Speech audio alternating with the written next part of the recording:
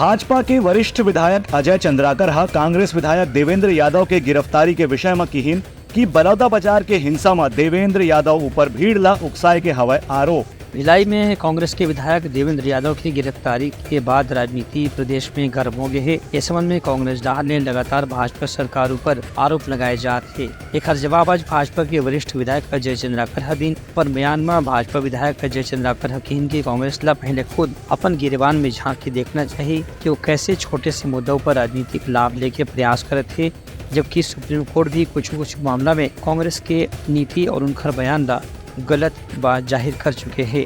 अजय चंद्राकर यकीन की आरक्षण के मामले में कांग्रेस दल ने चुनाव के समय में लगातार भ्रम फैलाने की कोशिश करेगी से आज भीम सेना डहार ने बंद के भी आह्वान करेगी है, जबकि सुप्रीम कोर्ट के कहना है कि आरक्षण के मामले में केंद्र जोन स्टैंड ले है वह बिल्कुल सही है। अदालत के फैसला आए के बाद भी कांग्रेस सही मामला में राजनीति करे से बाज नहीं आमत है। मुझे ये समझ में नहीं आता कि कांग्रेस की राजनीति क्या है, सिवाय ऐसे विषयों को उठाना जिसका सिर पैर पूंछ नहीं।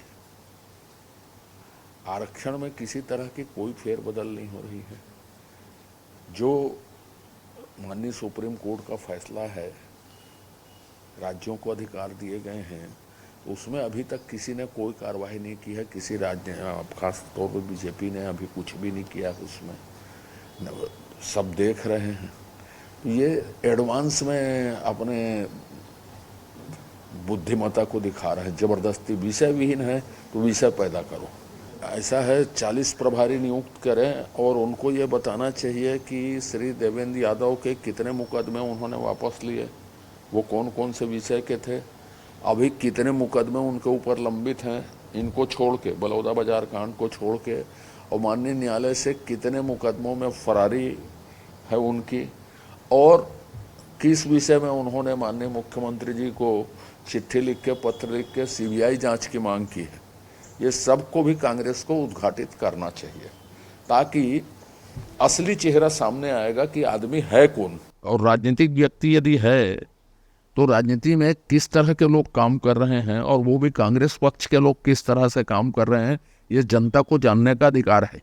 उनका कहना है कि देवेंद्र यादव और जो गिरफ्तारी के सामना करना पड़ी से वो केवल एक बलौदा बाजार की हिंसा के मामला नहीं है, बल्कि वो 40 मामला में फरार चलत रही से। जब सभी मामला की सुनवाई की स्थिति बनी से तो पुलिस मजबूर होकर उनका गिरफ्तार करना पड़ी से। Bureau report Lanka news.